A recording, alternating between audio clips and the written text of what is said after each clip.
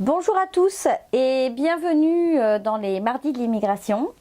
Alors c'est l'avant-dernière émission de la saison, si je puis dire.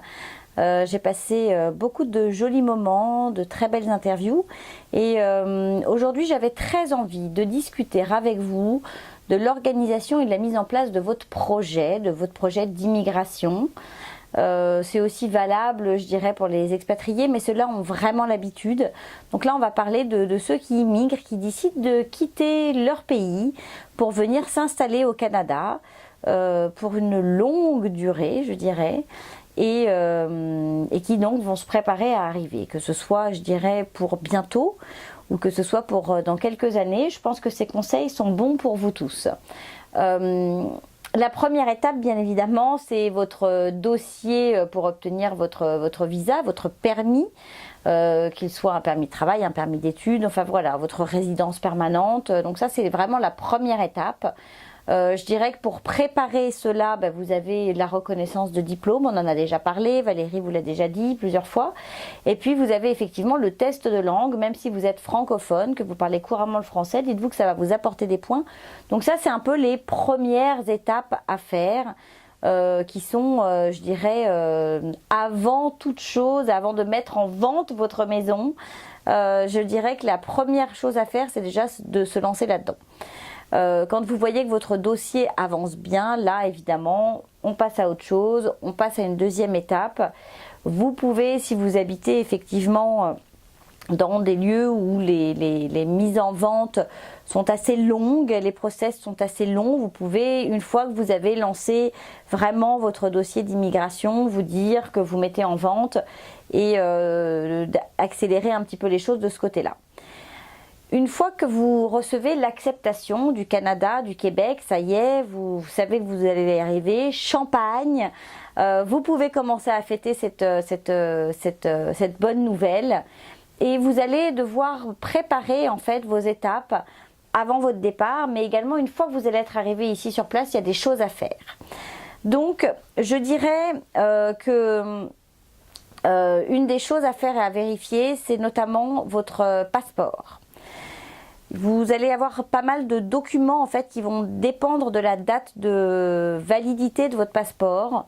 Donc c'est vrai que ça coûte parfois un petit peu d'argent de refaire son passeport, mais je vous avouerai que n'hésitez pas, si vous êtes proche de la fin, à refaire entièrement votre passeport avant de partir. Vous repartez pour une dizaine d'années, vous êtes tranquille de ce côté-là. Et puis également ce que vous pouvez faire, je dirais, je sais pas, peut-être 4-5 mois avant votre départ, vous pouvez commencer déjà à prendre contact avec un déménageur, savoir combien ça va vous coûter, savoir combien de temps ils ont besoin pour organiser votre déménagement, savoir quel procédé ils emploient, comment ça se passe. N'hésitez pas à en faire venir 2-3, à faire des devis, parce que je dirais que réserver son déménageur, c'est au moins 3 mois à l'avance, tout dépendra de la période, mais ils ont aussi des périodes de déménagement donc qui sont parfois un peu complètes, donc n'hésitez pas à les appeler, à prendre contact, à leur demander comment ça se passe, à leur demander comment ils fonctionnent, à leur demander combien de temps à l'avance vous devez réserver. Donc voilà, si vous avez besoin de coordonnées de déménageurs, je suis là, je peux vous en donner.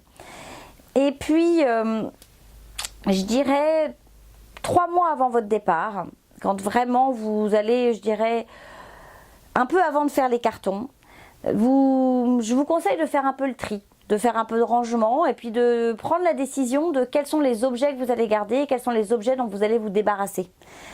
Vous débarrasser, ça ne veut pas dire les mettre à la poubelle, vous débarrasser, ça veut dire organiser des ventes. Vous pouvez aussi organiser tout un espace chez vous, faire venir des amis, organisé comme une espèce de vente de garage, si je puis dire. Donc voilà, ou sinon n'hésitez pas à mettre des petites annonces sur des sites tels que Le Bon Coin, à utiliser aussi les réseaux sociaux. Facebook fonctionne bien, le bouche à oreille. Donc voilà, ça c'est important. Je vous le rappelle, les électroménagers, c'est pas la peine de les apporter ici. Alors moi j'ai quand même apporté mon Thermomix. C'est sûr qu'il y a des appareils, des électroménagers dont on ne se sépare pas. Mais en tous les cas, voilà, le réfrigérateur ne fonctionnera pas ici, votre four ne fonctionnera pas ici. Et puis généralement quand vous louez ou même quand vous achetez, les électros sont laissés, d'accord? Donc pas de panique, tout ça vous le vendez. Alors bien sûr vous ne le vendez pas 3 mois à l'avance, mais en tous les cas voilà, commencez à organiser un peu, à savoir ce que vous allez mettre en place, qu'est-ce que vous allez vendre. Donc voilà, et puis ensuite je dirais que la deuxième étape, bien sûr si vous êtes en location actuellement et que donc vous quittez votre appartement, n'oubliez pas que vous allez devoir vous annoncer votre départ à votre propriétaire. Regardez bien les délais. En général, les délais, c'est, je dirais, entre 1 mois à 3 mois. Tout dépend de votre bail. Donc ça, c'est important d'y penser. Et puis également, je pense que c'est pas mal aussi d'en parler à votre employeur, qu'il soit averti, qu'il ait le temps de se retourner, qu'il ait le temps de remplacer votre poste. Ça, c'est des choses, bon, voilà, c'est si vous êtes entrepreneur et que vous allez recréer votre société ici, c'est différent. Mais bon, voilà, n'hésitez pas à en parler en tous les cas, dans le terme de votre emploi, de dire que vous allez partir, d'annoncer votre départ. C'est des choses qui sont souvent bien prises parce que vous allez voir plein de gens autour de vous vont rêver d'aller vivre ailleurs sans jamais oser le vivre. Donc voilà, donc n'hésitez pas à en parler. En tous les cas, si vous le sentez, n'hésitez pas à le faire. Donc voilà. Ensuite, je dirais que ce qui est important également dans cette période de 4 à 5 mois, mais bon là on se rapproche des 4 mois je dirais, c'est de prendre contact avec une institution bancaire ici au Canada et de commencer à voir quelles sont vos possibilités pour ouvrir un compte, savoir si on va vous accorder ou pas une carte de crédit. Alors attention, on va souvent vous dire oui, puis une fois les choses le fait est, peut-être qu'on vous dira bah non, pas tout de suite, dans 3 mois, dans 6 mois. Donc il y a des banques qui sont tout à fait ouvertes aux nouveaux arrivants et qui comprennent la façon dont ça se passe et qui les accueillent. Il y a des banques qui le sont un peu moins. Je dirais que nous, on est passé par la Banque des Jardins. On a été très satisfait des services de la Banque des Jardins. Après, nous, on a des amis pour qui ça s'est pas bien passé. Donc, n'hésitez pas à magasiner, comme on dit ici, à faire le tri, à voir. Il y a la Banque nationale du Canada aussi. Mais je dirais que en général, ceux qui sont le plus aguerris sur les nouveaux arrivants, qui ont été les premiers en fait, si je ne me trompe pas, à offrir des services aux nouveaux arrivants et surtout à leur accorder une carte de crédit pour qu'ils puissent commencer à bâtir leur code de crédit, c'est la Banque des Jardins. Donc voilà, n'hésitez pas, si vous avez besoin de contacts pour trouver votre banquier, n'hésitez pas à faire appel à moi, je vous mettrai en relation avec le service adéquat et normalement on devrait bien s'occuper de vous si les gens font bien leur travail. Alors pareil, ensuite je dirais peut-être 1 mois avant votre arrivée, vous pouvez commencer à aller sur le site de Vidéotron, Bell, Rogers, voir un peu les tarifs qu'ils proposent. Vous pouvez aussi, n'hésitez pas à les appeler, depuis l'Europe, il y a des tarifs préférentiels pour appeler au Canada. Donc n'hésitez pas à les appeler, leur poser des questions. Moi je sais que j'avais réservé le service de la télévision, de l'internet, etc. pour le lendemain de notre arrivée. Ça s'est très bien passé, j'ai laissé une empreinte bancaire. Alors Vidéotron est plus ouvert je dirais pour les nouveaux arrivants. Une fois de plus, il y en a qui se sont fait entendre qu'ils n'avaient pas de code de crédit, que par conséquent c'était compliqué, qu'on allait leur demander de verser des grosses sommes d'argent. Donc voilà, commencez, vous pouvez tout à fait appeler depuis l'étranger, nous on a appelé depuis la France, donc vous pouvez le faire, c'est possible, posez des questions, les gens sont très aimables, ils répondent aimablement, vous allez voir il y a un service client qui est absolument incroyable, donc allez-y, c'est le moment de vous y mettre. Je dirais également que si vous êtes en recherche de logement, c'est vraiment dans cette période-là aussi, 5 à 4 mois avant, c'est maintenant, il faut s'y mettre. Vous pouvez commencer à contacter Fabrice, à lui poser des questions, toujours sur la parenthèse immobilière @gmail.com. parce que c'est vraiment le moment où vous pouvez commencer à chercher. Il y a d'ailleurs un site internet qui est très bien qui s'appelle Centris, centris.ca je crois, ou centris.com. N'hésitez pas à aller voir, regarder.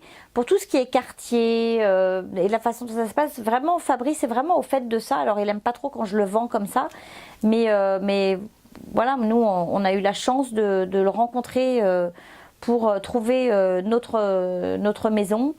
Et personnellement, je trouve que c'est un vrai professionnel et qu'il accompagne très bien les gens. Il a une vraie sensibilité du marché, il connaît bien les choses, il est très impliqué. Donc allez-y. Puis en plus, pour vous, c'est gratuit, que vous soyez locataire ou propriétaire.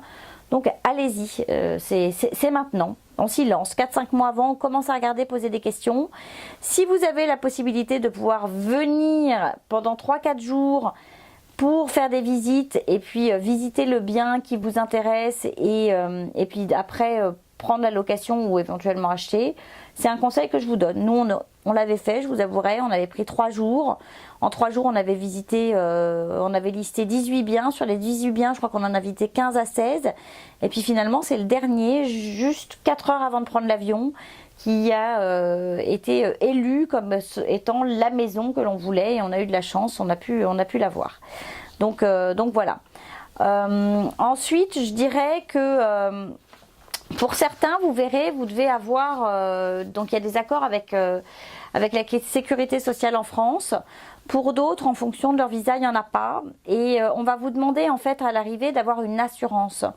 Donc n'hésitez pas là encore à vous renseigner, à prendre une assurance. Ça, je dirais que c'est vraiment 1 mois avant l'arrivée, 3 semaines grand maximum, à prendre cette assurance complémentaire.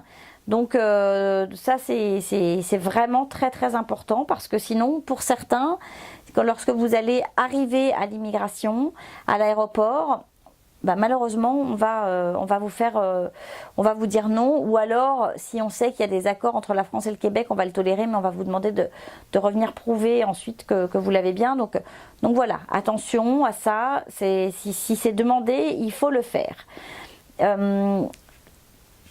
Autre chose, je dirais, dans les 15 jours, 3 semaines, 15 jours avant votre départ, n'oubliez pas, pour certains, si vous le souhaitez, c'est pas obligatoire, mais la Poste offre un suivi de courrier international.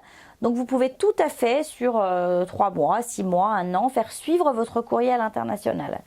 N'oubliez pas non plus d'aller changer d'adresse à la banque, ou en tous les cas d'aller avertir votre banque, d'aller du pays dans lequel vous êtes, d'aller lui donner les coordonnées de votre adresse email, qu'ils l'enregistrent, et de voir avec eux s'ils sont d'accord pour que vous puissiez communiquer par email, de vérifier que vous avez bien tous les codes d'accès pour le site internet pour aller sur vos comptes, pour éventuellement aller écrire à votre banquier depuis le site internet de la banque, etc. Enfin voilà, ça c'est vraiment des petites choses à faire et à mettre en place. Donc voilà, je pense que j'ai fait un peu le tour de tout ça. Je dirais également, vous allez chercher un travail, vous allez être en offre d'emploi, je dirais, une fois de plus, travaillez votre CV. Vous le savez, j'en parle souvent de ce fameux CV aux normes québécoises. Si vous ne savez pas le faire, j'ai publié en fait un petit guide que je vends. Donc vous pouvez aller soit sur la boutique en ligne du côté de Montréal, vous avez un lien en fait depuis mon Facebook. Vous pouvez aller acheter ce guide, le guide du CV québécois que j'ai réalisé. Vous verrez, il y a un exemple de CV, il y a tout un tas de conseils. C'est vraiment un petit guide en PDF. Donc n'hésitez pas à aller le commander. Une fois que vous l'aurez payé, vous allez le recevoir par courriel. Donc voilà, donc ça vous permet en fait de voir un peu comment ça fonctionne. Je vous invite à le faire. Je peux aussi également, si vous le souhaitez, faire une vérification de ce CV, m'assurer que vous avez bien suivi les conseils, et donc vous donner, je dirais, le feu vert pour cela. Donc n'hésitez pas à faire appel à mes conseils. Et puis si vous le souhaitez, je peux également vous aider à préparer un entretien de recrutement, à vous dire quel type de questions seront posées, comment ça va se passer. Donc voilà, donc ça n'hésitez pas. Vous pouvez, si vous voulez, commencer à envoyer des candidatures. Je dirais que ce qui est aussi pas mal, c'est si vous avez la possibilité de faire ça, si vous pouvez vous offrir un petit délai, n'allez pas trop perdre d'énergie juste avant d'arriver pour aller envoyer des candidatures et ce genre de choses, parce que vous allez aussi avoir besoin de ces 15 jours d'acclimatation, d'arriver, d'aller découvrir votre quartier, d'aller découvrir votre chez vous, voilà, les commerçants autour de chez vous. Donc, si vous pouvez vous offrir ce luxe d'attendre un petit peu et de commencer vos candidatures une fois que vous êtes ici, c'est très bien. Par contre, le CV, c'est bien de l'avoir préparé avant de partir, parce qu'on ne sait jamais. Vous pouvez tout à fait, une fois que vous êtes arrivé au Québec, rencontrer des gens qui vont vous dire « Oh, ben envoie-moi ton CV, machin, je vais t'aider. » Donc ça, n'hésitez pas à le faire. Ensuite, vous avez je dirais les démarches à faire une fois que vous arrivez ici au Québec. Et pour moi, une des plus grandes démarches, et je vous l'ai déjà dit, je le dis souvent, allez vous faire une carte d'affaires. Vous allez chez Bureau en Gros, ou alors il y a des sites internet qui le proposent. Vous faites une petite carte avec votre prénom, votre nom, votre adresse email, votre numéro de téléphone, éventuellement votre adresse de domicile, mais ça, il n'y a aucune obligation. Parce que quand vous allez rencontrer des gens, on peut croire que c'est benet, que c'est pas intéressant, que c'est un peu ancien. Donnez des cartes d'affaires. Il n'y a pas que LinkedIn, il n'y a pas que Facebook, il n'y a pas que les réseaux sociaux. Les gens aiment bien. Et surtout, n'hésitez pas à la faire recto verso, parce que quand les gens vont la poser, si elles la posent à l'envers, malheureusement, ils auront un carton blanc, ils ne se rappelleront pas de vous. Donc n'hésitez pas à la faire à votre goût, comme vous êtes, avec vos couleurs. Elle peut être sobre, comme elle peut être flyée. Il faut qu'elle soit à votre image, en fait. Donc ça, n'hésitez pas à le faire. Je pense que c'est vraiment important. Une fois arrivé, je dirais que laissez-vous 1 ou 2 jours, mais quelque chose de très important à faire, c'est votre numéro d'assurance sociale, ce qu'on appelle le NAS. Le NAS vous sera demandé dans beaucoup de domaines, notamment dans l'emploi. Lorsqu'on va vous embaucher, on va vous demander votre NAS. Donc c'est vraiment la priorité, c'est ça. La deuxième priorité, c'est d'aller faire votre permis de conduire québécois. Alors, il y a quelques exceptions pour certaines personnes. On va dire qu'un étudiant a le droit de ne pas avoir son permis québécois, il peut garder son permis français. Si vous êtes d'un pays étranger et que votre permis est écrit dans une autre langue que le français, je vous conseille d'avoir un permis international. Par contre, si votre permis est en français, ce n'est pas la peine d'aller faire un permis international puisqu'il est déjà écrit en langue française, que vous êtes au Québec. Maintenant, si vous allez vous installer à l'extérieur du Québec, dans une province anglophone, peut-être que là, le permis international peut être intéressant pour vous, mais si vous vous installez au Québec, on parle français.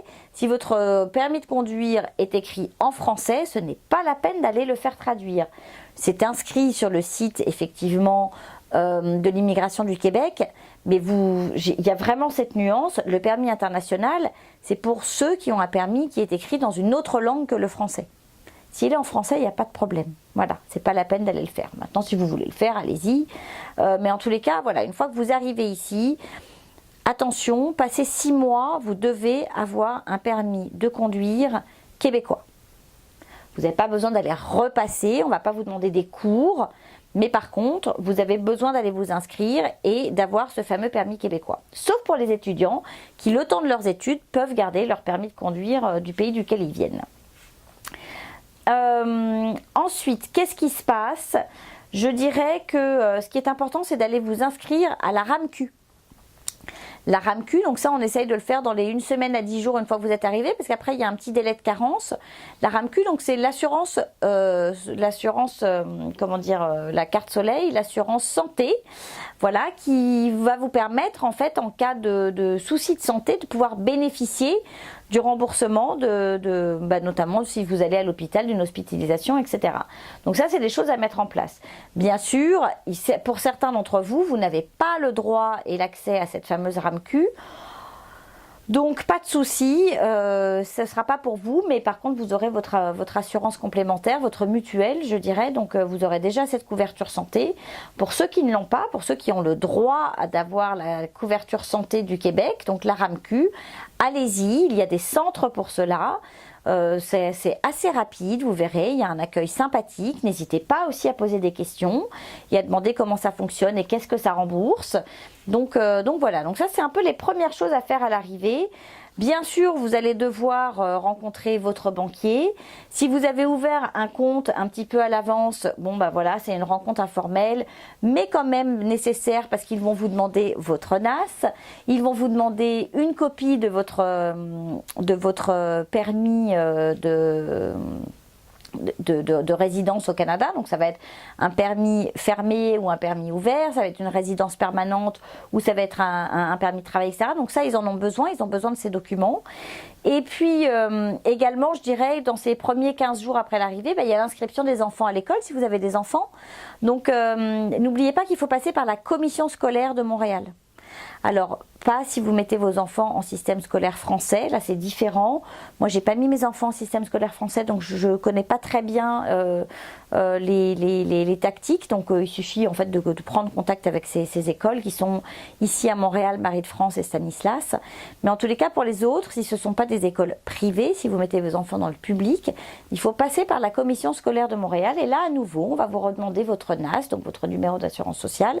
Et à nouveau, on va vous demander votre permis, ici, le visa avec lequel vous êtes arrivé. Ils vont faire des photocopies. Donc, n'hésitez pas à avoir préparé, bien sûr, les bulletins de vos enfants, etc. Donc, voilà, il y a tout un tas de documents dont vous allez avoir besoin. Et une fois que vous êtes passé par la commission scolaire, vous allez aller à l'école du quartier dont vous dépendez et vous allez pouvoir inscrire votre enfant. Donc ça fait partie des choses à faire dans les 15 premiers jours. Donc voilà, donc je pense que j'ai fait un peu le tour de ce qu'il y avait à faire. Et puis une fois que vous êtes là, plein de belles choses vous attendent, plein de belles aventures que vous allez découvrir. Donc voilà, donc je pense que c'est un peu toutes ces petites étapes. Donc vous pouvez réécouter plusieurs fois cette petite je dirais, capsule dans laquelle je vous donne toutes ces informations pour en prendre note et les inscrire. Cette semaine, en fait, je reçois Adriana. Adriana est arrivée de Roumanie il y a maintenant un an ou presque un an. Elle a, vous verrez, elle a une proche de la cinquantaine, voire peut-être un peu plus de la cinquantaine, je ne sais pas exactement, entre 50 et 60 ans. Donc c'est très courageux d'entamer cette démarche. Et Adriana, en fait, a fait des études de droit, des études d'économie. Et elle a eu des postes de direction importants. Et aujourd'hui, elle doit bien sûr trouver un emploi. Vous allez écouter dans cette interview son côté positif, vraiment cette énergie qu'elle a. Et il y a une phrase que j'aime beaucoup, beaucoup, beaucoup chez Adriana, qui est de transformer toutes les choses négatives en défis. Je vous retrouve tout de suite après la pause, bien sûr, avec Valérie. À tout de suite. Conseil de pro vous est présenté par Valérie Flatt, consultante réglementée en immigration canadienne. Bonjour Valérie. Bonjour Géraldine. Alors, on continue avec nos questions. Très bien. Voilà. Maintenant, c'est une habitude hebdomadaire. C'est ça. Avant de changer, on changera peut-être la semaine prochaine ou à la rentrée. Mais non, écoute, là, j'ai quelques questions. Oui. Alors, c'est plein de petites questions qu'on a plus ou moins déjà traitées, qui sont. Mais voilà, c'est des questions qui reviennent. Voilà, c'est un pêle-mêle méli-mélo. C'est pas sur un sujet spécifique. C'est plein de petites questions différentes. Tu auras droit à quelques jokers si jamais j'ai mal sélectionné. Mais on va me donner des cartes. C'est ça. Mais normalement, j'ai essayé parce qu'il y a des questions auxquelles c'est pas la peine de répondre. Enfin, on peut y répondre, mais ça concerne pas le visa ou le permis. Ok. Donc voilà. On va voir ce qu'on peut faire. Alors, la première question, c'est une personne qui demande si c'est pas trop tard d'immigrer quand on a 40 ans. On est encore jeune à 40 ans. Tu m'aurais dit 60 ans. J'en ai eu un ce matin, il m'a demandé à 73 ans. Je dis, là, à 73 ans, ça fait. Ça commence à faire un peu tard. 40 ans, on a encore la vie devant soi. C'est ça. La vie devant soi. Les Québécois travaillent tard. Hein. Oui, et puis ici, vous n'êtes pas du tout jugé pour votre âge en plus. Donc, je dirais que non, l'âge en fait, bon, ça dépend ce que vous venez faire. C'est sûr, si vous mettez sur le futur, le Mon Projet Québec qui va devenir la déclaration d'intérêt, au niveau points pour l'âge, vous n'allez pas en recevoir beaucoup. C'est ça. Vous allez être un peu discriminé au niveau de l'âge.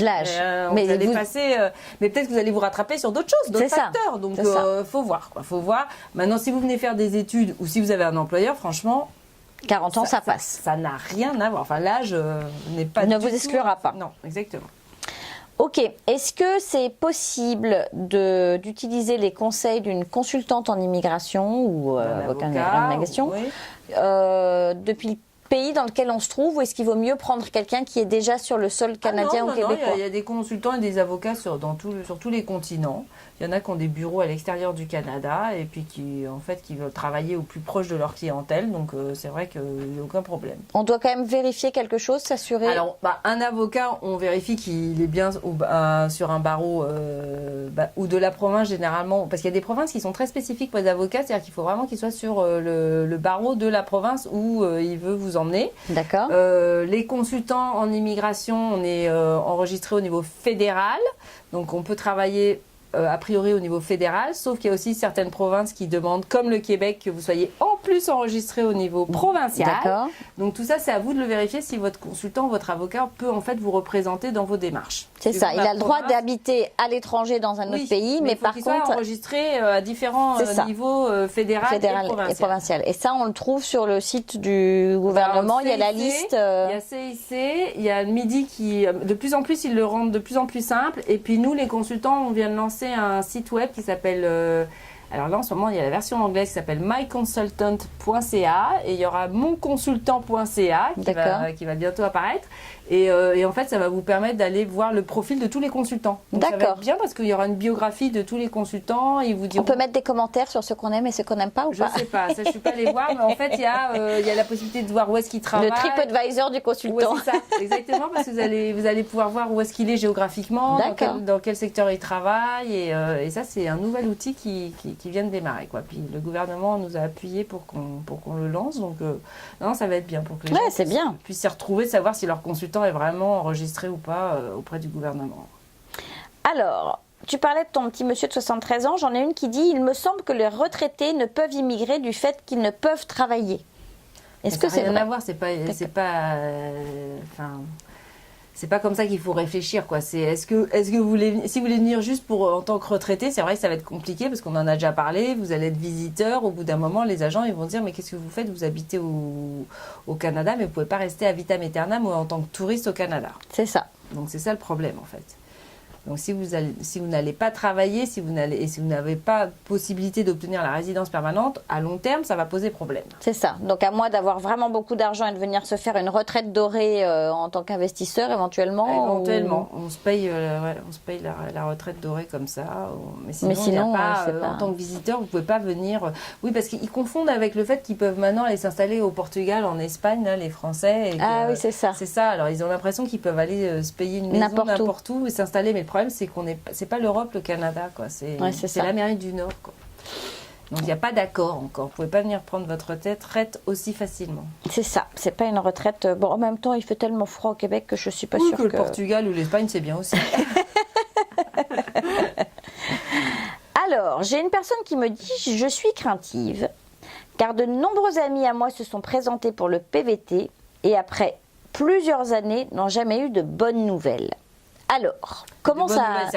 Qu'ils n'ont pas eu de PVT. Ah oui, non, mais c'est une loterie, hein. C'est comme le loto. Il y en a qui jouent pendant toute leur vie, qui n'ont jamais tiré le gros lot. Et puis il y en a d'autres, ils jouent une fois et hop, ça tombe. Donc, non, là, je suis désolée, mais c'est vraiment de la chance. On en a. Le PVT, c'est de la chance. Ouais, on en a ou on n'en a pas. Et puis c'est vrai que moi, j'en vois qui ils sont deux, ils appliquent tous les deux à une semaine près, ils sont tous les deux tirés au sort. Il y en a d'autres, il y en a un qui l'a, l'autre l'a pas, et puis c'est la cata. Et il y en a jamais. Mais s'il y en a un qui l'a et l'autre l'a pas, ils peuvent quand même venir. On en avait parlé. Oui, il y en a un qui vient et puis s'il trouve un métier dans un niveau de compétence 0 A ou B, et ben du coup le conjoint aura droit à un permis au bout de quelques temps, c'est ça, un permis de travail. 3 fiches de paye. Donc ah oui, c'est 3 fiches de paye. 3 fiches de paye, donc ça va, il y a quand même espoir. Je leur dis, il ne faut pas non plus trop pleurer, il faut venir et puis essayer de travailler c'est ça. Dans un métier qui gagne. Alors, doit-on absolument avoir un travail au Québec pour avoir un permis d'immigration? Un permis de... Ouais, là c'est un peu... Les bons termes, c'est un peu mélangé. C'est ça, mais c'est pas grave. C'est justement pour ça que je l'apprends, pour que tu nous remettes les termes dans... C'était quoi la question? Doit-on avoir absolument un travail au Québec pour avoir le permis d'immigration? Alors... au Québec pour avoir le... Non, mais en fait, ça dépend ce qu'on veut faire. C'est-à-dire que si vous êtes au Québec... forcément pour profiter du programme de l'expérience québécoise, il faut effectivement avoir travaillé. Donc à un moment ou à un autre, vous avez obtenu un permis de travail, ça c'est sûr. D'accord. Et si on est à l'étranger, on peut trouver un travail depuis l'étranger, mais de toute façon, il faudra avoir un permis de travail pour pouvoir. Maintenant, si vous voulez obtenir tout de suite la résidence permanente depuis l'étranger, c'est Mon Projet Québec ou le futur déclaration d'intérêt. D'ailleurs, on a la date de la déclaration d'intérêt ? Toujours pas. Les rumeurs disent que ça va être plutôt, ça sent plutôt l'automne. Ah, donc ce serait plus fin juillet. Ça serait plus surtout 1er août, quoi. Ça serait plutôt octobre. Mais ce sont des rumeurs de couloir, donc c'est ça. Chacun envoie ses espions et il y a des espions plus ou moins bons. Je pense qu'à la rentrée, on y verra plus clair. On a les élections qui arrivent, donc ça va peut-être se faire après les élections. C'est ça. En plus, il y a les élections, donc il y a notre ministre qui veut plus qui arrête. Donc je suis très triste. Il y a plein de choses qui vont changer et entre-temps, je vais essayer de vous tenir informé sur ma page Facebook. Dès que j'ai des nouvelles, je vais les poster. Donc on va suivre VF Immigration. Même l'été, je vais essayer de poster le maximum d'informations au fur et à mesure qu'elles tombent parce que c'est sûr que ça va bouger durant l'été finalement. C'est ça. Oui, c'est vrai que c'est un peu une triste nouvelle, mais on a eu un super ministre de l'immigration qui est arrivé en octobre l'année dernière, enfin octobre 2017. Et qui c'est ça, il tire la révérence, il dit merci beaucoup, mais non. Ouais, après c'est un ministère un peu dur. Ouais, puis sa femme est malade, parce que j'ai compris. Enfin, voilà, pour des raisons personnelles en tous les cas. Donc on est triste parce qu'il était dynamique, il était bien. Il était bien. Super. Sans faire de politique, c'était un bon ministre. Alors, visa étudiant. Oui. Est-ce qu'on peut chercher du travail ? On y a répondu la semaine dernière, mais alors le visa étudiant, il peut étudier pendant la session, 20 heures semaine, ou temps complet pendant les sessions. Enfin, durant les vacances des sessions, entre deux sessions. Donc sachant que c'est souvent 2 mois et demi. C'est ça. Mais sinon, pendant les sessions, il ne peut travailler que 20 heures semaine. Et c'est très important de le faire parce que le jour, si vous dépassez ces 20 heures semaine, le jour où vous allez demander la résidence permanente ou même le permis de travail post-diplôme, si l'agent découvre que vous n'avez pas suivi ces restrictions, il peut vous annuler complètement et vous dire vous retournez chez vous. Bye bye. Par contre, en fin d'études, on peut commencer à chercher du travail. On peut commencer. Une fois qu'on a son permis de travail post-diplôme, d'ailleurs une fois qu'on a même envoyé sa demande de permis de travail post-diplôme, on peut travailler. Mais est-ce qu'ils peuvent le chercher pendant leurs études ? Oui, c'est bien, on peut réseauter. Il n'y a pas de problème, mais c'est de ne pas travailler. C'est ça, ne pas travailler plus de 20 heures, mais par contre commencer à chercher, se faire connaître, se faire son réseau, il n'y a pas de souci. Il n'y a pas de problème. Voilà. Je ne sais pas si la question était posée dans ce sens-là, mais en tous les cas, on essaie de l'analyser comme ça. Voilà. Alors, combien de temps faut-il le temps, c'est toujours la question. Le temps, c'est de l'argent. Bon. C'est ça. Entre les demandes de permis de travail ou d'études et le fait d'emménager réellement au Québec ou au Canada. Les délais sont-ils longs ? C'est les délais. Et puis alors là, en ce moment, c'est un élastique. Là, on le tire. Alors pour le permis d'études, ça va un peu plus vite ? Non, c'est pareil. Je dirais que c'est pareil parce que en fait, là en ce moment, le permis d'études, vous êtes rendu à 6 semaines pour le CAQ. Oui, c'est ça. Donc si vous voulez démarrer des études fin août, je dirais que c'est trop tard. C'est maintenant ou jamais. C'est vrai, on peut encore maintenant là ? Faut y aller quoi. Alors Paris, faut courir là. Faut courir parce que Paris ils annonçaient 1 semaine, puis là hier ils ont changé leur site, ils ont dit 2 semaines, mais moi dans les faits je vois que c'est 3 semaines. Donc ce serait plus pour janvier maintenant. Maintenant là je dirais on oublie août et on se dirige directement vers janvier. Sur janvier ou l'année prochaine. C'est ça. Ouais, et encore quand il y a des écoles très en avance. Ouais, là, très en avance. Du coup vous aurez le temps de bien préparer votre projet parce que là je vois les familles qui s'organisent pour août, c'est un peu le stress pour tout le monde. Ouais, c'est ça. On sent pour moi et pour eux. Ouais, on sent que la pression monte là. La pression monte. Donc je dirais là maintenant on commence à s'organiser pour l'année prochaine et là du coup le projet sera bien ficelé, on n'aura pas le temps de le faire comme il faut et puis il n'y aura pas de stress. Par contre, c'était quoi la question ? Les délais, donc c'est en gros, c'est ça va être 6 semaines de CAQ, alors qu'en mars c'était juste 3 semaines, c'est bête. Donc là, CAQ c'est 6 semaines, permis d'études 3 semaines pour Paris, mais il y a des pays où c'est 7 semaines, 8 semaines, 10 semaines. Donc, par exemple, le Maghreb, c'est 10 semaines, donc eux ils sont out, là c'est déjà fini, les portes se ferment pour eux pour août. Donc en fait, il faut vraiment regarder toujours les délais de traitement sur le site de CIC et du Midi pour voir combien de temps ils mettent. Encore que le Midi, ils disent de toute manière 4 semaines max, mais bon, On voit très bien que dans les faits, c'est pas 4 semaines max. Et puis après ça, c'est vous, savoir combien de temps, c'est ça. Il vous faut pour vous organiser, quoi. Un PVT, ça peut aller vite si vous êtes sélectionné. Un PVT, c'est très vite, en 3 semaines, ils peuvent partir. C'est ça. Eux, c'est Une très résidence rapide. permanente, c'est 3 ans. Ouais, la résidence permanente, si vous la faites de l'extérieur, faut pas être trop pressé. C'est ça. Mais après ça, une fois que vous êtes ici, par contre, vous êtes ici, quoi. Ben voilà. Et là, on ne bouge Donc plus. ça dépend en fait un peu, je dirais, le temps dépend un peu du Mais permis demandé. Le permis d'études, c'est lent. Après ça, le permis de travail depuis l'extérieur, ça peut être lent aussi. Ah, En c'est gros, ça. c'est 8 semaines pour obtenir le CAQ et l'étude d'impact sur le marché. Et après ça, vous avez votre temps d'attente pour le permis de travail. Et en ce moment, pareil, il me semble que c'est 4 semaines, 3-4 semaines aussi. Donc les délais en fait sont très liés en fonction du processus d'immigration choisi, quoi. Alors, petite question, peut-être Oui. joker. Ok. Mon fils va commencer un CAP pâtissier, donc en France. En France, ok. Est-ce je suis qu'il pas peut experte du venir tout. travailler au Canada? Alors, Peut-il lui, arriver au Canada? comme ça, non, en tant que visiteur, certainement pas. On est d'accord. Ça, on l'a déjà dit 1000 fois, on ne vient pas. Alors, si en plus on a tonton Jules qui tient une boulangerie ici et on se dit, tiens, j'ai envoyé le neveu faire son petit stage chez tonton Jules, non, parce que c'est pareil, il faut un permis de travail, même si c'est tonton C'est ça. Jules. Donc, je dirais, si vous avez moins de 36 ans et que vous avez une possibilité de venir travailler, ne serait-ce que pour 1 ou 2 mois, vous avez le stage coop, les Français. Donc ça, faut pas Faut pas il y en a un qui s'est lésiner. fait refuser encore il y a un mois. Il est arrivé comme ça à l'aéroport. On m'a appelé après, mais c'est trop tard. Il l'avait déjà remis dans l'avion parce qu'il a dit à l'agent, je viens faire un stage chez un ami de mon père. Il venait d'une école de commerce en France et voilà, il a été refusé parce qu'il est arrivé. En plus, il l'a dit, donc trop beau. Donc l'agent, c'était la cerise sur le gâteau. Là, allez hop, monsieur, très bien, parfait. Demi-tour droite, vous C'est remontez ça. dans votre avion vers Paris ce soir. Donc, non, on ne vient pas travailler sans permis de travail. Les Français, vous avez l'occasion, vous avez la chance en plus d'avoir le stage coop qui vous donne C'est ça. voilà. La possibilité de pouvoir venir faire un stage. Ou même jeune pro, si vous n'avez pas de stage, parce que stage coop, ça demande une convention de stage entre votre école et l'employeur, donc même jeune professionnel. Alors, jeune professionnel, généralement, c'est quand même pour quelqu'un qui a fini ses études. C'est ça, il faut avoir son diplôme en main, finir ses études, et là on peut avoir le stage professionnel, et en quel cas venir un pâtissier, je sais pas. Voilà.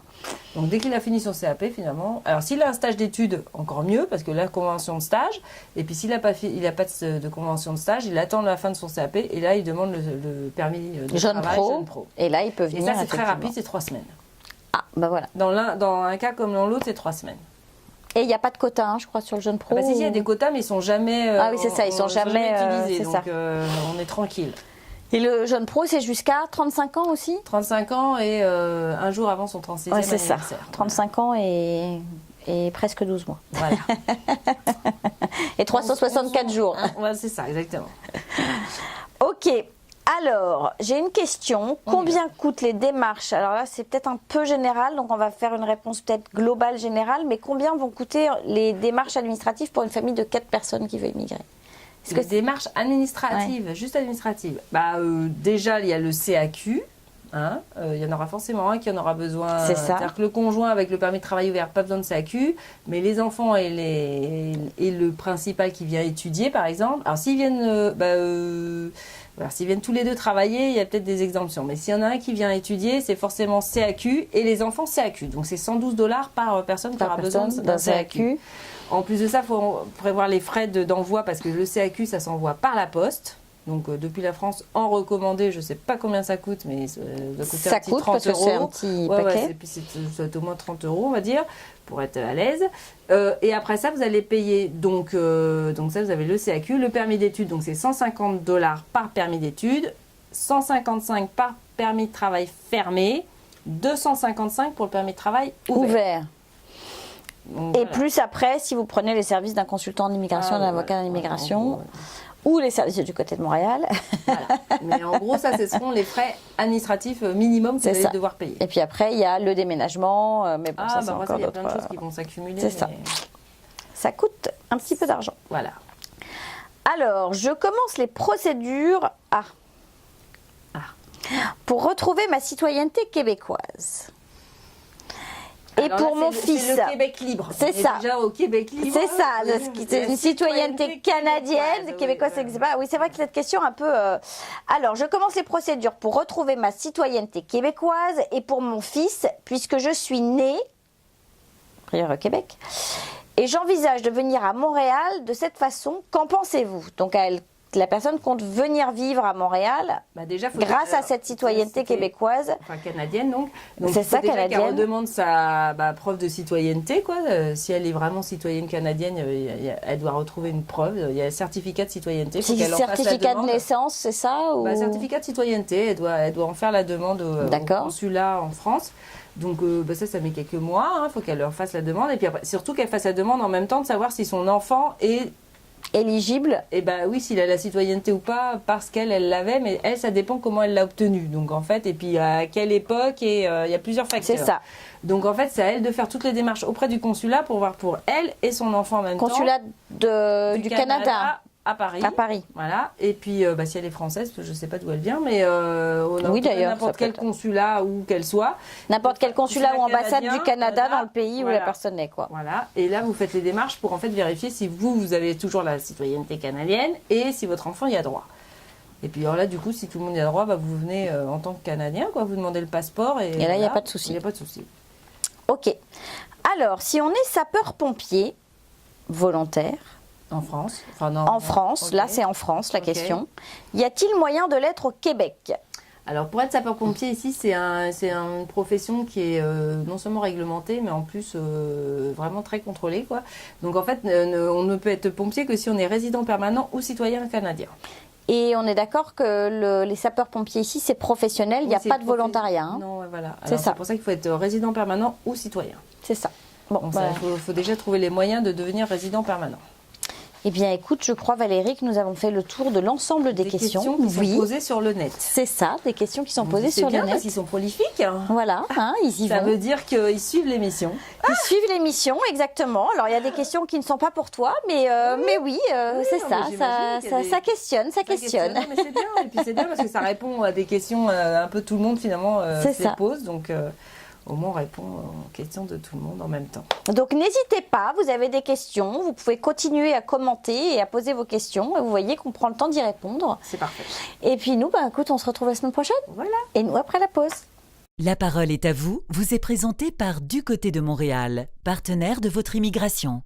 Bonjour Adriana. Bonjour Géraldine. Merci d'avoir accepté de participer dans les Mardis de l'immigration. Merci pour l'invitation. Voilà. Alors j'aimerais que tu nous dises, que tu dises aux personnes qui suivent cette émission, depuis combien de temps déjà tu es arrivée au Canada et plus particulièrement au Québec? Oui, j'habite au Canada depuis 1 an et 3 mois. D'accord. Je suis arrivée l'année passée, en avril. En avril. Ah, oui, donc il faisait encore un petit peu froid. Oui. D'accord. Très froid. C'était beaucoup de neige. Mais je suis habituée parce que je suis d'origine roumaine. En Roumanie, le météo, c'est proche de... C'est ça, froid et neigeux aussi. Oui, oui. Mais l'hiver, la durée de l'hiver, c'est un peu plus courte qu'ici. Et alors, qu'est-ce qui t'a fait prendre la décision de quitter ton pays, puisque un jour tu t'es dit, je m'en vais, je pars vivre au Canada. Ça a été quoi l'élément déclencheur de tout ça? L'élément déclencheur, c'est mon mari. D'accord. Il est la raison pour laquelle je suis ici. D'accord. J'ai rencontré mon mari après 30 années et nous avons décidé de nous marier et j'ai décidé de quitter la Roumanie et de venir ici. C'était là, je crois, d'après ce que tu m'avais dit la première fois qu'on s'est rencontrés, c'était un amour de très longue date. Oui. Vous étiez un petit peu perdu de vue. Oui, c'est ça. Et puis c'est grâce à Facebook, c'est ça que vous vous êtes retrouvés? Oui, grâce à Facebook, sur la page d'une amie commune, je... Tu as réalisé qu'il était toujours là? Qu'il n'était pas marié? J'ai réalisé, je suis très surprise parce que je pensais qu'il est en Australie. D'accord. Quand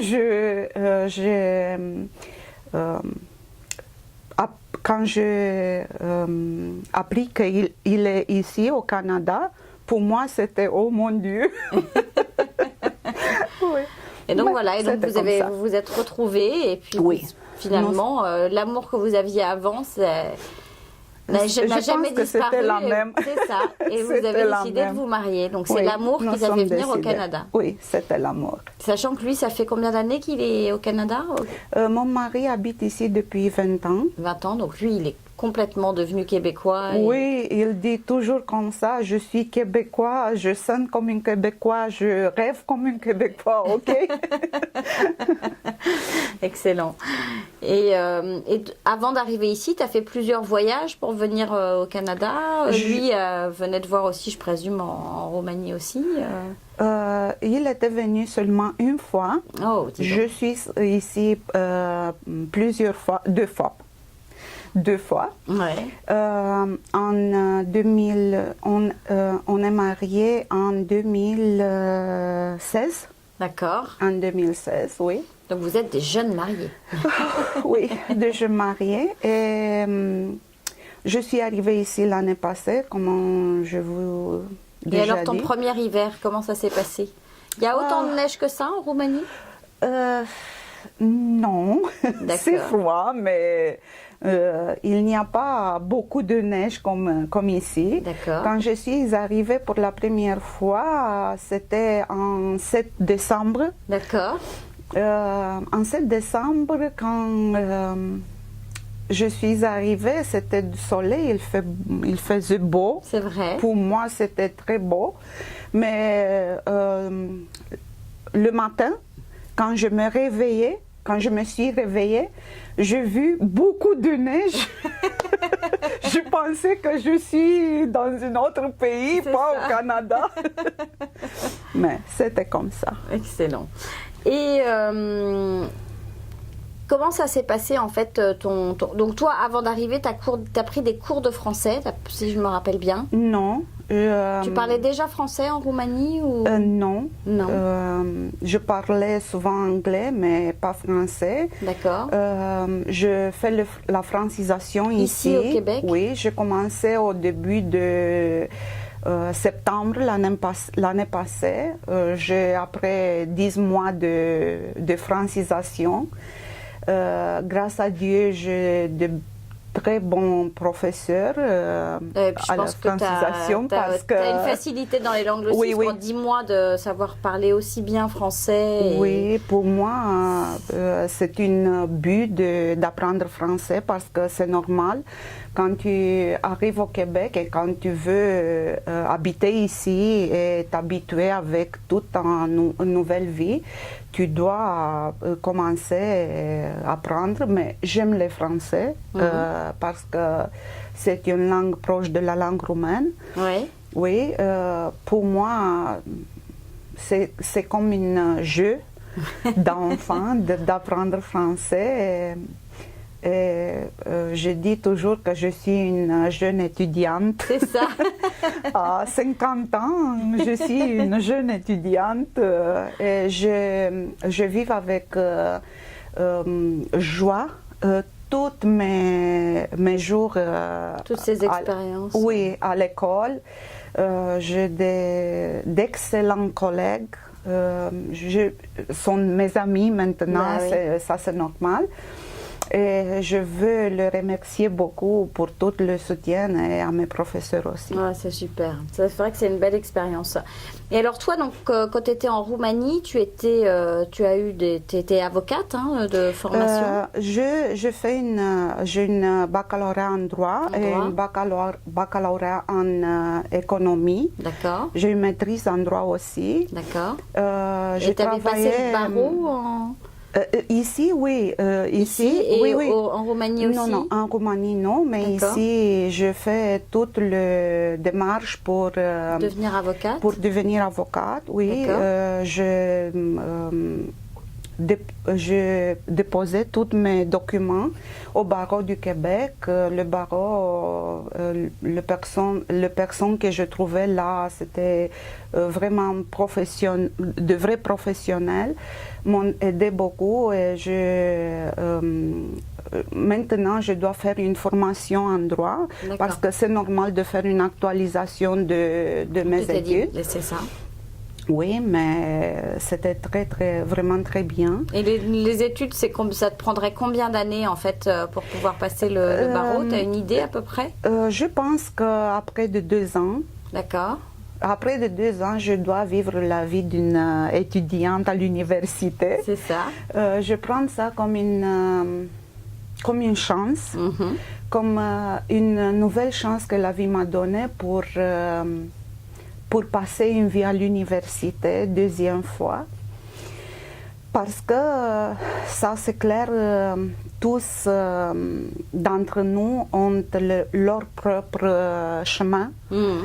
Tu dois passer avec joie tout ça, parce que oui, il y a beaucoup de difficultés, la difficulté de langue, les difficultés personnelles, les difficultés familières, de santé, de l'âge, tout ça. Mais si tu peux transformer toute cette énergie négative donnée de difficultés dans une énergie positive, ça va être mieux et ça, tu peux sûr. voir la vie avec Plus de légèreté. Plus de légèreté. Et alors, qu'est-ce que tu as ressenti en fait en arrivant au Québec? Est-ce que tu as subi un petit choc culturel? Est-ce que tu as le sentiment que les cultures sont assez différentes avec l'Europe? Est-ce que...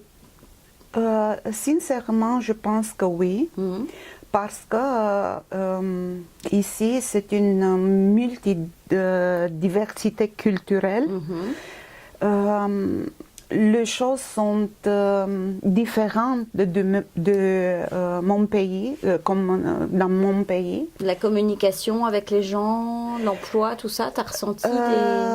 Oui, la culture de travail, c'est différent ici. Pour moi, c'était très difficile de trouver comment je dois faire le transfert de compétences ici, parce que, par exemple, en Roumanie, c'est plus dans un travail, les compétences pour un travail sont plus générales, tu peux faire beaucoup de choses dans ton travail. Ici, ils sont plus spécialisés. C'est ça, ils sont très spécialisés. Oui, pour moi, c'était difficile de trouver, par exemple, pour une conseillère juridique, qu'est-ce que fait une conseillère juridique ici au Québec? J'ai compris beaucoup de choses après j'ai réussi de lire les informations qui se trouvent sur le site de... Sur les annonces, en fait? Sur les annonces, sur le site de Emploi Québec ou sur le site de Barreau ou comme ça. Mais c'est difficile de... C'est ça. Est-ce on t'a dit, en fait, toi, que tu avais un peu trop d'expérience pour certains postes auxquels tu as postulé? Tu t'es heurté à ce genre de... Oui. Parce que tu as quand même été à la direction tu as quand même eu des hauts postes là où tu étais en Roumanie, on est d'accord? Tu avais des fonctions... Qu'est-ce que je veux dire, c'est que... du moment que tu arrives ici, beaucoup de gens te disent vous devez commencer de début, d'à zéro. Vous devez faire ça, vous devez faire ça, je fais comme ça. Qu'est-ce que je veux dire, c'est que chacun a sa expérience, chacun a son chemin. Tu ne te peux pas comparer avec aucune autre personne, parce que c'est très différent. Ok, les jeunes sont très bien intentionnés, vont te donner de bons conseils, mais je pense que chacun doit penser par rapport à sa propre expérience, ça, à sa propre personne, parce que oui, c'est difficile.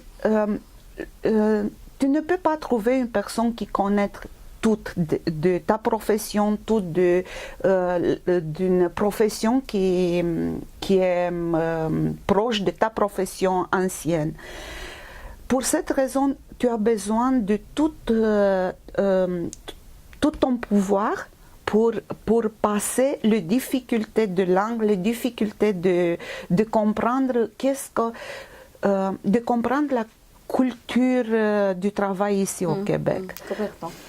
Et toi, tu n'étais pas prête à repartir à zéro après autant d'années d'expérience J'ai 30 années d'expérience, je fais beaucoup de choses avant, j'ai étudié beaucoup, je travaillais beaucoup. Pour moi, c'est difficile de prendre d'à zéro tout Là, c'est ça.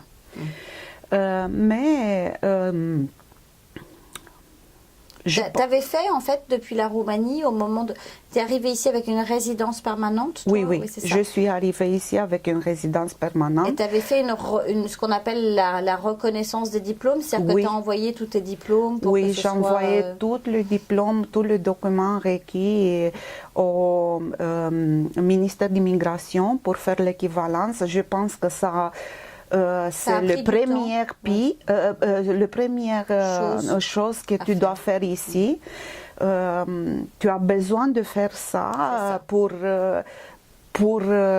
avoir l'élément principal d'où tu dois commencer. C'est ça. Si tu n'as pas tes équivalences, tu ne sais pas, tu ne sais pas où tu dois aller, qu'est-ce que tu dois faire. Le Québec t'offre beaucoup de choix des études. Ça, c'est une excellente opportunité. Oui, c'est ça. On peut prendre à n'importe quel âge. De n'importe quel âge, tu peux faire ici les études. Ça, c'est une chose extraordinaire. Mais toute ma expérience ancienne, professionnelle... est moins bien reconnue, en fait. Oui, je pense que... Oui. Ça, c'est plus compliqué de réaliser en fait qu'on a une expérience professionnelle qui n'est pas reconnue, alors que pourtant tu as travaillé pour des associations gouvernementales ou des choses comme ça, non? Oui, c'est ça. Donc ils sont équivalentes d'associations gouvernementales qu'on peut trouver ici. Et malgré ça, on te dit... Alors c'est dans des associations qu'on t'a dit que tu n'étais pas forcément reconnue. Malheureusement, ce sont des personnes qui travaillent pour diverses associations de francisation, d'accueil, de chemin de carrière, qui te donnent des informations qui ne sont pas vraiment très bon pour toi. C'est ça, perspicace pour une personne ayant ton profil. Ce sont des informations générales. Oui, je sais que, par exemple, ce sont des personnes qui n'ont fait les équivalences des études. Et ici, par exemple, les études collégiales sont différentes d'autres pays. Mais tu dois commencer avec ça, avec l'équivalence, et après tu dois aller chez les ordres professionnels, bien sûr l'ordre qui est bon pour toi, pour demander qu'est-ce que je dois faire dans cette situation. Toi, c'est ce que tu as fait par rapport au droit. Tu étais voir l'ordre professionnel pour leur poser des questions et savoir comment... Je suis allée chez Barreau du Québec. Là, je trouvais de merveilleuses personnes très bien préparées, très professionnelles, qui m'ont dit: Madame, vous devez faire ça, ça, ça. Tout a été rapide, correct, avec tous les documents. Mais si tu n'as pas les éléments de base, comme l'équivalence, comme tous tes documents, toutes les traductions de tes documents, c'est ça aussi. Ça va être un problème pour chacun. Et tu n'es pas resté dans une seule opinion, dans une seule personne. Probablement la personne là qui t'a dit tu ne peux pas, tu dois commencer à zéro, c'est une personne, je ne sais pas, neuve dans le poste.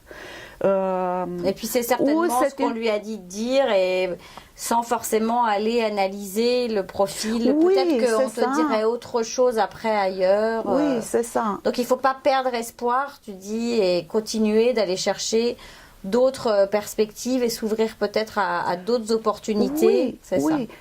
C'est une personne qui ne peut pas répondre pour plusieurs domaines d'activité. C'est ça. J'ai compris ça quand après une première information comme ça tu dois apprendre tout d'à zéro, tu dois prendre tout d'à zéro. J'ai compris, oui, je dois, comme le médecin, je dois trouver une autre opinion. C'est ça. Et je fais ça et j'ai vu que sont des opinions différentes. D'ailleurs, on s'est rencontrés, nous deux, grâce au programme Interconnexion. Oui, grâce au programme. J'ai été contactée donc, par la Chambre de commerce de Montréal pour travailler un peu avec toi. Qu'est-ce qui t'a fait connaître ce programme, en fait, Interconnexion? Est-ce que c'est l'Internet? Est-ce que c'est des personnes autour de toi et comment ça s'est passé, en fait? Par exemple, je veux dévoiler une chose. Je suis une très grande fan de toi. Quand j'étais là aux chambres du commerce pour le programme Interconnexion, une merveilleuse madame m'a dit, Madame Géraldine peut être votre mentor. Oui, je dis oui, c'est ça. Mais le programme Interconnexion, c'est un programme extraordinaire de la Chambre du commerce de Montréal. Je le trouvais sur l'Internet, je cherchais sur le site de Chambre du commerce pour voir si sont des programmes pour les immigrants. Alors, qui doivent, excuse-moi de te couper, qui doivent absolument avoir la résidence permanente. Hein. On ne peut pas bénéficier de ce programme si on n'est pas résident permanent du Québec. Et puis, c'est pour les nouveaux arrivants. Oui, c'est pour les nouveaux arrivants. À la recherche d'un travail, d'un emploi, oui, et qui vont trouver un emploi dans leur domaine d'activité, parce que ça, c'est le bout de ce programme. Et, j'étais très, très contente de la première rencontre qui a eu lieu aux chambres du commerce. Ça redonne du courage? Oui, ça va donner du courage, mais tu peux rencontrer des personnes qui ont le même problème comme toi. C'est ça. Ce sont des personnes très, très éduquées, des personnes qui ont étudié beaucoup dans leur pays, qui ont des expériences dans leur pays. Et tu peux voir que tu n'es pas la seule personne à qui on a dit de repartir à zéro. Cette difficulté, qui a de ces difficultés. C'est sûr que ce sera plus facile pour un soudeur d'arriver au Québec et de trouver un emploi en tant que soudeur. C'est moins facile pour un médecin ou un poste de direction juridique de pouvoir retrouver un travail comme ça en direction juridique. Surtout que toi, on va te demander forcément d'apprendre des lois et des choses comme ça qu'il y a ici dont tu n'avais pas forcément la connaissance. Donc, qui sont différents.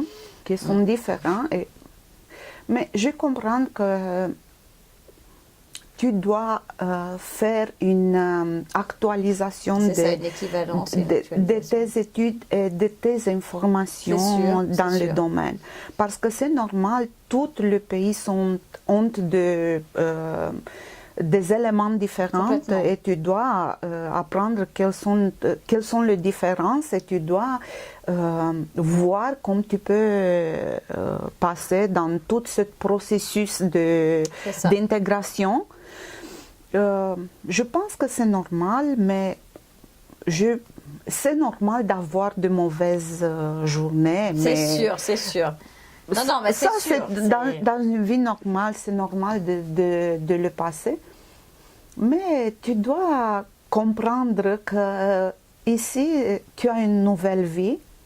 Tu peux passer des expériences nouvelles, de nouvelles expériences. Et pourquoi non, tu ne peux pas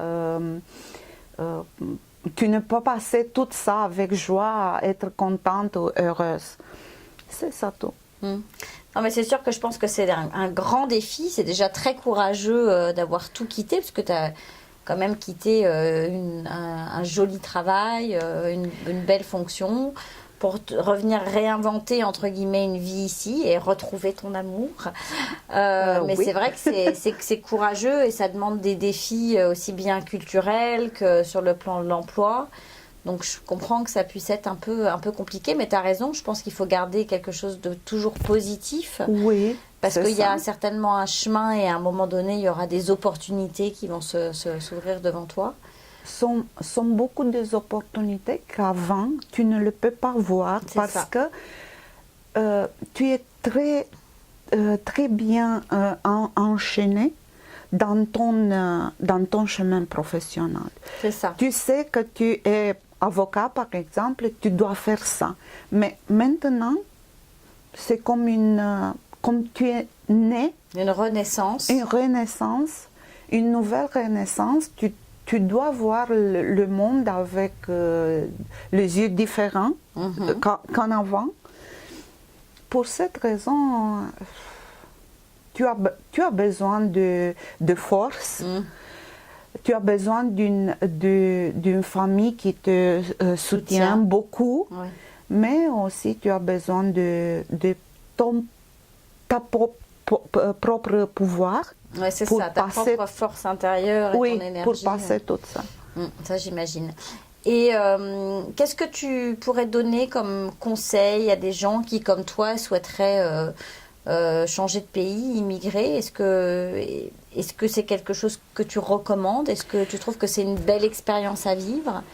C'est une belle expérience à vivre, n'importe à quel âge, ça c'est sûr. Ça dépend de chacun, mais généralement c'est une belle expérience à vivre, mais tu dois t'informer très très bien avant de venir ici. Parce que si par exemple si tu habites au Québec, si tu veux habiter au Québec, ce n'est pas la même chose qu'habiter au Toronto ou à Vancouver. Ça n'a rien à voir. Avec le météo, avec la diversité culturelle, avec toutes les différences entre ton pays et la province où tu as décidé d'arriver. C'est vrai que déjà, rien qu'au Canada, il y a des différences culturelles entre provinces. Oui. Et je dirais même que même au Québec, il y a des différences culturelles entre une ville comme Montréal ou une ville comme Québec ou encore une ville comme Sherbrooke qui va être encore plus petite. Probablement. Donc c'est vrai qu'il y a plusieurs défis à vivre dans ce type d'immigration. Oui, probablement, oui, mais ça c'est sûr que tu dois t'informer très très bien parce que je connais des personnes qui sont informées du Canada, sont venues ici, au Québec, mais les informations, c'était pour, par exemple, pour Vancouver ou pour Toronto. C'est très très différent. Tu dois très bien cibler le lieu où tu vas, la lieu, province. oui, et tes besoins parce que ce n'est pas la même chose dans tout le pays. C'est ça. C'est pour ça que moi je parle souvent du Québec. Et alors parfois en général je cite le Canada comme un pays, mais c'est vrai que le Québec est une province qui a beaucoup de choses qui sont très différentes du reste du Canada, et chaque province a ses fonctions, et ce qui est valable pour le Québec ne sera pas valable pour d'autres provinces, donc c'est vrai que c'est important de le dire ça. Oui, c'est très important, ça c'est un élément que d'habitude une personne qui veut immigrer au Canada ne le prend pas très sérieux, mais c'est très important. Et alors, j'ai une autre question pour toi. Est-ce que le fait d'avoir lu et de t'être informé, est-ce que tu étais quand même préparée et donc ça t'aide à prendre du recul? Ou est-ce que le fait de vivre l'expérience, par moment, tu as quand même un peu baissé les bras en disant que c'était difficile, notamment par rapport à l'emploi est-ce que le fait d'avoir bien préparé, justement, d'avoir lu, d'avoir entendu qu'on pouvait passer par les phases par lesquelles tu es passé, est-ce que ça t'a vraiment aidé? Est-ce que c'est quelque chose où tu te dis au quotidien qu'il y a d'autres personnes qui vivent la même expérience que toi? Tu dois être sûr que ce sont des personnes qui vivent la même expérience ou qui ont le même problème comme toi. C'est rassurant. Oui. Mais quand tu peux les rencontrer, tu peux parler avec de tous ces problèmes. Tu réalises que tu n'es pas unique, oui, en fait. tu réalises que ce n'est pas un problème grave, c'est un problème général, c'est un problème que tout le monde le rencontrer. Et ce sont plutôt des personnes assez qualifiées qui ont vraiment, Malheureusement, je pense que oui. Ouais, c'est ça. Parce que c'est difficile quand tu as beaucoup d'expérience, quand tu as travaillé dans ton domaine d'activité, de changer à 100% toute ta vie professionnelle. On te demande de tout effacer, 30 années d'expérience, oui. de repartir à zéro. C'est vrai que c'est un défi. C'est difficile, mais comme je dis avant, tu dois commencer avec parfois pied par pied tout ton chemin d'équivalence, tout ton chemin d'actualisation des études. C'est ça. Parce que tu peux trouver des solutions, de bonnes solutions pour toi. C'est ça. Si tu veux changer, rester un peu ouvert en fait à des opportunités. Et accepter en fait certains défis, pas forcément de repartir à zéro, mais de se dire que avec les diplômes que vous avez ou l'expérience que vous pouvez avoir en arrivant ici peut nous aider à faire retrouver autre chose et peut-être une autre voie. C'est ça. C'est difficile, mais tu peux le faire. Ça, c'est plus important. C'est ça. Rien, ce n'est pas facile dans cette vie. Ça, c'est très clair. C'est sûr. Non, mais ça, c'est sûr. Ça, c'est très clair. Et puis, c'est vrai que parfois, financièrement, il y a aussi des gens qui vont accepter n'importe quel travail qui va être vraiment en dessous de ce qu'ils étaient parce qu'ils ne peuvent pas forcément s'offrir du temps. Tu es d'accord avec moi que de changer de vie comme ça, une immigration, ça coûte quand même un peu d'argent, même si toi, tu l'as fait t'as quitté la Roumanie en étant quand même... Enfin, t'as pas emmené toute une famille avec toi, mais il n'empêche que c'est quand même des frais. Est-ce que le programme Interconnexion, par exemple, c'est un programme qui est gratuit pour les gens? Oui, c'est un programme gratuit. Ça, c'est très bien pour les immigrants, pour le nouveau. Donc, tout ce qui est perspective, carrière, etc., tout ça, c'est des associations qui offrent des choses gratuites aussi. La francisation, c'est... Oui, la francisation, c'est subventionné par le gouvernement. D'accord. Donc, il y a beaucoup d'aide, en fait, pour l'intégration, pour apprendre... Oui, ça dépend de tes besoins mais plus de ça, ça dépend de ta volonté. C'est ça. Si tu as une volonté de changer le problème en défi et de changer toute la partie négative dans une partie positive, ça va bien. Ça va bien. Ça va bien pour toi en première fois parce que tu es la personne la plus importante dans tout ce processus de transformation, d'intégration. Et tu dois trouver la variante, la meilleure variante pour toi. Et si tu penses toujours à tes problèmes et tu ne penses pas à solution, tous les défis, ça va être tous les défis, ça va être une difficulté. Oui. Je suis d'accord. Ça va être des difficultés, pas de solutions. C'est ça. Je pense que plus on est négatif, plus c'est dur et plus on va baisser les bras.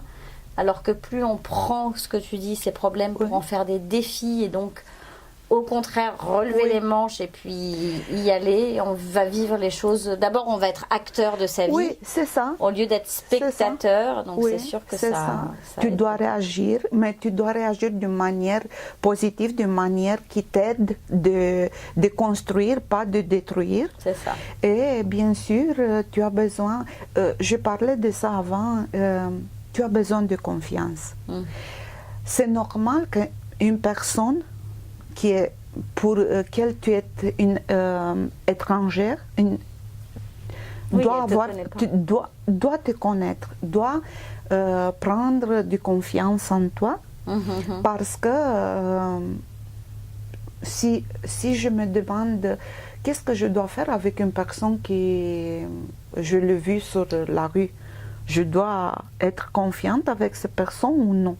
C'est la même chose avec ça. les nouveaux arrivants.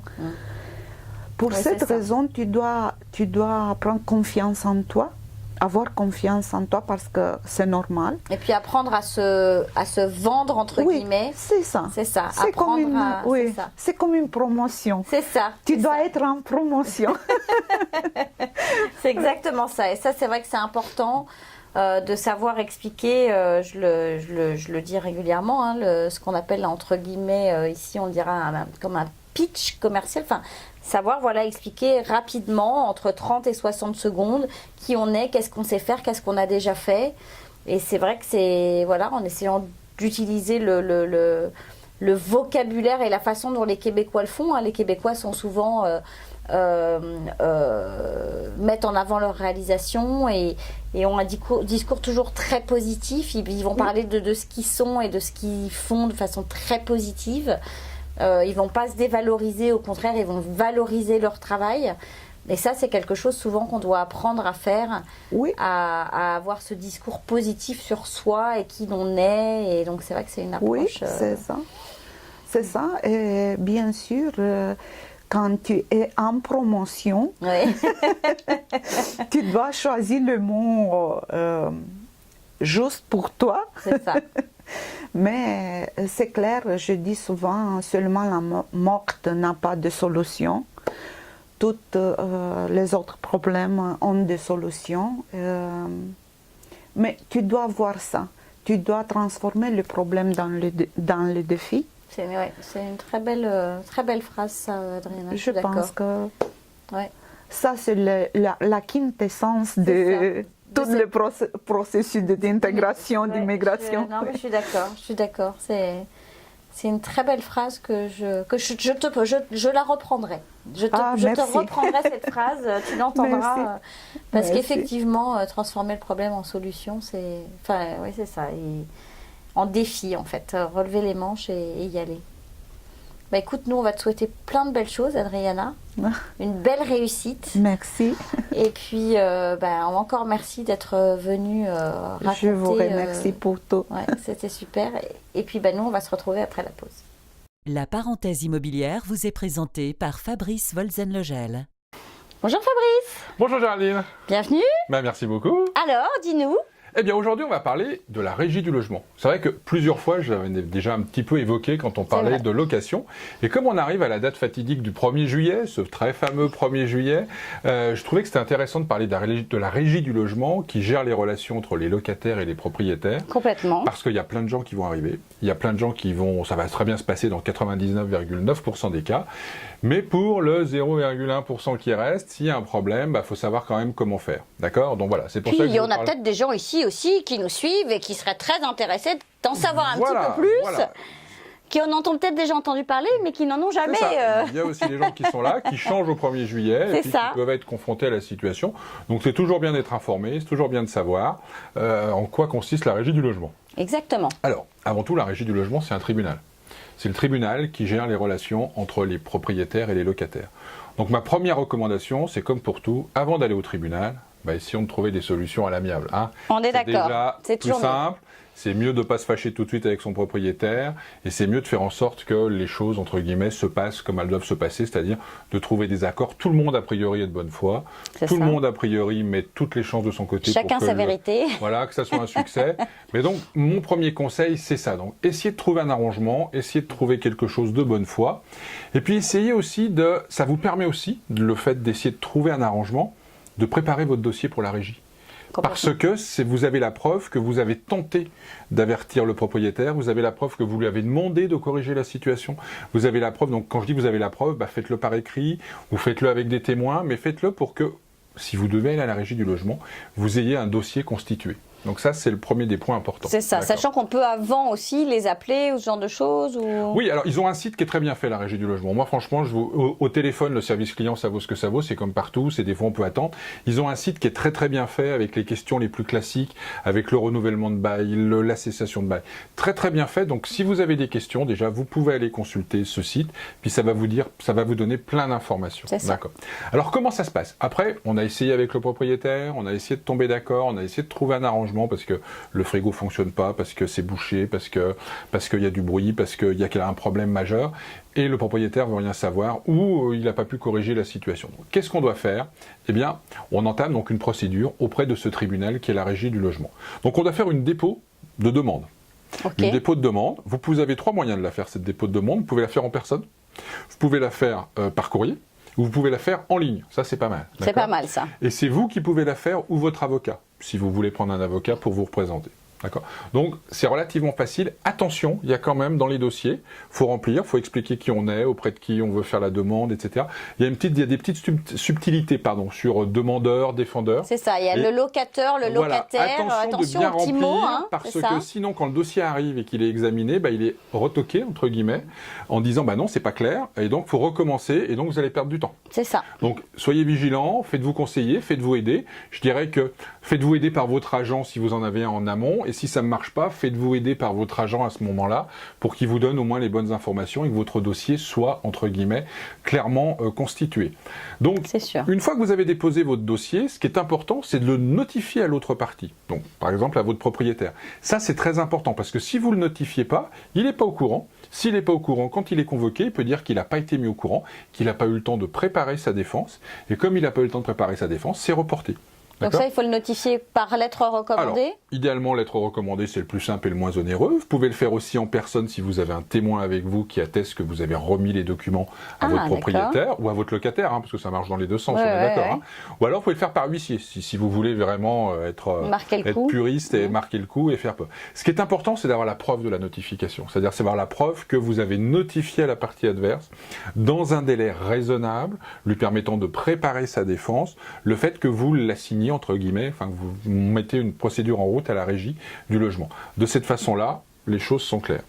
Quand vous déposez votre demande aussi, vous avez des frais. D'accord ? Alors les frais sont un peu variables, mais en moyenne, pour la majorité des cas, c'est 75 $. D'accord. Qu'il faut payer. D'accord ? Donc vous pouvez les payer en ligne, vous pouvez les payer par virement, vous pouvez les payer différemment. Une fois que votre dossier a été reçu à la Régie, qu'ils ont estimé qu'il était complet et correct, que vous avez expliqué tous les griefs que vous avez, soit à l'encontre de votre propriétaire, soit à l'encontre de votre locataire, le dossier il est évalué par le maître des rôles. On n'est pas dans un jeu, mais c'est le maître des rôles. Attention, d'accord ? Donc ça devient sérieux. Attention, ça devient sérieux. Donc le maître des rôles, c'est lui qui va l'inscrire justement au rôle du tribunal, c'est-à-dire dans quel ordre et quand est-ce que ça va être pris. D'accord ? Donc en fonction de l'urgence, etc., il fait une analyse. Il y a 5 cas, entre guillemets, enfin 5 grandes catégories, on va dire. Il y a ce qui est lié au non-paiement du loyer. Ok. Ça, c'est le premier point. À la fixation et à la révision du loyer, ça, c'est un deuxième cas. D'accord ? Une deuxième catégorie, on va dire. Après, il y a les causes civiles urgentes, du style quand on parle d'expulsion. D'accord. D'accord. Il y a les causes civiles prioritaires, c'est quand par exemple la propriétaire veut faire résilier le bail ou un locataire veut faire résilier le bail, mais que c'est pas lié à un problème de non-paiement, que c'est lié à un problème de fuite d'eau qui n'est pas corrigé depuis, puis qu'on estime que si on ne peut plus y habiter, d'accord. Puis après il y a les causes civiles générales, d'accord. Donc le maître des rôles par rapport à ça et où vous vous situez, à l'urgence de la situation, à votre dossier, il va fixer une date d'audience. Il faut savoir que l'audience elle est publique. Tout le monde peut venir. Tout le monde peut venir assister à l'audience et tout, donc vous pouvez y aller vous ou vous faire représenter par un avocat, c'est toujours pareil. Après c'est qu'une question de moyens et puis d'envie. Tout à fait honnêtement, j'aurais tendance à dire que pour ce type de choses, tant qu'on reste dans des litiges bien cadrés et assez clairs, qui font pas appel à la jurisprudence, à plein de choses, peut-être que vous pouvez dans un premier temps, entre guillemets, vous passer d'un avocat. C'est un avis personnel, mais après, c'est à vous de voir, d'accord ? Surtout que les frais d'avocat, ça coûte quand même... C'est ça, disons que ça peut aller vite. Ça peut aller vite. Pendant cette audience publique, vous exprimez vos griefs, vous amenez les preuves de vos griefs, ça doit être des pièces originales qui vous seront rendues à l'issue, entre guillemets, l'autre partie fait de la même chose, se défend, explique la situation, et à partir de ce moment-là, le juge, qui est en face de vous, prend la décision de prendre la décision en délibéré, comme on dit, d'accord ? Donc elle n'est pas immédiate ou... Elle n'est pas immédiate en règle générale, et en général, ils ont jusqu'à 3 mois pour rendre la décision. En règle générale, ça va plus vite, mais ils ont jusqu'à 3 mois. D'accord.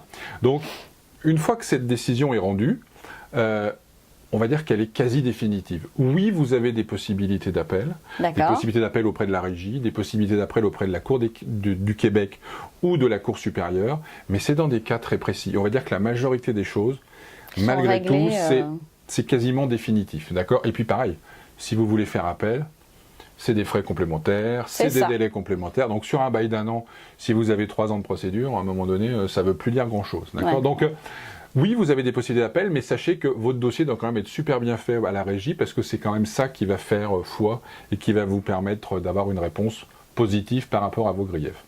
Et alors après, il y a l'exécution de cette décision, c'est-à-dire une fois que le tribunal a rendu sa décision, c'est comment je la fais exécuter. En règle générale, c'est selon les cas, et là je vous laisserai aller voir le site parce qu'il est très bien fait à ce sujet-là, l'exécution peut être immédiate, c'est-à-dire vous sortez, vous avez le jugement, vous pouvez demander l'exécution tout de suite, ou jusqu'à 30 jours. En règle générale, quand on parle notamment de loyer impayé avec une expulsion ou quelque chose, on a 20 jours. C'est-à-dire la personne a 20 jours. 20 jours pour quitter les lieux. Oui, 20 jours pour quitter les lieux. C'est-à-dire on a 20 jours pour lui, entre guillemets, lui notifier la décision et donc qu'elle quitte les lieux. D'accord ? Et si elle ne part pas ? Après, c'est la force publique, hein. C'est-à-dire qu'on peut demander un huissier, un huissier va demander la force publique, et puis si vous avez perdu, que vous n'avez pas fait appel, que vous avez tous les recours sont vous pouvez être expulsé, et je vous rappelle qu'ici, vous pouvez être expulsé le 20 janvier. C'est ça, été comme hiver. Donc tout ça pour vous dire que c'est un tribunal, avec tout ce que ça implique de stress, de dossiers qui doivent être bien montés, de choses comme ça, mais les délais sont relativement courts. Je veux dire, en Europe, on a l'habitude qu'un litige puisse prendre 3 ans avant de se régler. Ici, on va dire qu'entre 3 et 5 mois, le litige est réglé et que les choses sont faites. Et ça peut aller beaucoup plus vite si vous avez un gros problème de, je veux dire une bêtise, mais de chauffage par exemple en hiver, et qu'il faut le régler très vite, ça peut être en référé, ça peut aller beaucoup plus vite. D'accord. Donc, c'est ça, s'il y a une urgence, ça peut aller très vite. Alors, ce qu'il faut savoir aussi, c'est qu'après, ces causes-là, et les rendus de ces causes sont publics, c'est-à-dire ils sont référencés dans les archives, et que quand on va taper votre nom ou le nom de votre propriétaire sur Internet et sur un site spécialisé, il apparaît que vous avez fait une cause auprès d'un propriétaire, ou qu'un propriétaire a fait une cause auprès de vous parce que vous n'avez pas payé. Et donc, tout ça est public. Donc, ça vient entacher votre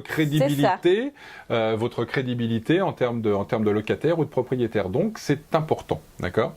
Il y a quand même une solution avant d'en arriver là, c'est que quand vous déposez votre dossier auprès de la régie, vous pouvez demander à ce qu'il y ait une conciliation orchestrée par la régie qui se mette en place.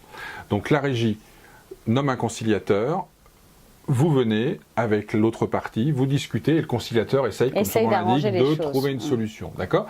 Ce qui est bien avec ce système-là, c'est que ça ne rallonge pas le délai. C'est-à-dire, c'est pas parce que vous faites une conciliation que votre délai pour passer au tribunal, si vous n'arrivez pas à tomber d'accord à la conciliation, va s'allonger. D'accord ? Et la décision de la conciliation n'apparaît pas quand on arrive au tribunal. Donc, c'est-à-dire, si la conciliation dit, c'est plutôt vous qui avez tort ou on n'a pas trouvé, ça ne vient pas vous pénaliser au moment du tribunal. Donc ça, c'est important. Donc, je vous encourage à faire ça parce que faut toujours mieux une bonne conciliation ou une mauvaise conciliation. Puis on est quand même dans le pays du compromis, tu es d'accord ? On arrive quand même plutôt à échanger. Exactement. Il ne faut pas être frontal. Si tout le monde est de bonne foi, je dirais qu'il faut perdre ce réflexe qui est un peu plus européen que nord-américain, enfin du moins que québécois, qui est de dire on a un problème, on va au tribunal, j'appelle mon avocat, ça va se régler. Voilà. Non, les gens sont de bonne foi, vous avez loué un appartement, vous arrivez, le propriétaire, a priori, il est de bonne foi. Il peut y avoir un truc qui ne fonctionne pas, il peut y avoir un problème. Mais il faut lui dire avec... Et il a pu peut-être essayer de mettre en œuvre des choses. Vous avez un frigo qui ne fonctionne pas quand vous arrivez. Oui, c'est embêtant, je suis d'accord, on arrive, on est stressé, on a envie, etc. Mais peut-être que si vous contactez votre propriétaire, il va vous dire, oui, j'ai essayé de faire venir le réparateur, il va venir, il a annulé, il va revenir. Avant de monter sur les grands chevaux, puis de dire, je ne vais pas vous payer, je vais bloquer, faites ça. Parce que je vous rappelle ici, ne pas payer son loyer, vous n'en avez pas le droit. C'est-à-dire, vous n'en avez pas le droit. Vous ne pouvez pas vous dire, il y a quelque chose qui ne marche pas, je conserve le loyer. Parce que là, le propriétaire a le droit d'aller à la régie et de demander votre expulsion. C'est ça. Donc, moi, j'aurais tendance toujours à vous dire, plutôt que d'aller au tribunal, essayez de trouver des solutions à l'amiable, et puis ça va bien se passer. Faites appel aux gens que vous connaissez. Si vous avez un agent, faites appel à un agent qui lui-même va aller voir l'agent du propriétaire. Et en règle générale, on va dire 99% des choses se solutionnent. Voilà. On est d'accord. Mais je vous invite à aller sur le site de la régie si vous avez des questions, parce que je le répète, il est très bien fait. Vous avez maximum d'informations. Et puis je vous invite, comme beaucoup de gens l'ont fait déjà depuis qu'on fait ces capsules, d'aller sur notre adresse email, laparenthèseimmobilière @gmail.com de façon à poser vos questions ou avoir d'autres informations. Exactement. Et écoute, on se retrouve la semaine prochaine. On se retrouve la semaine prochaine. À bientôt. Super, à bientôt.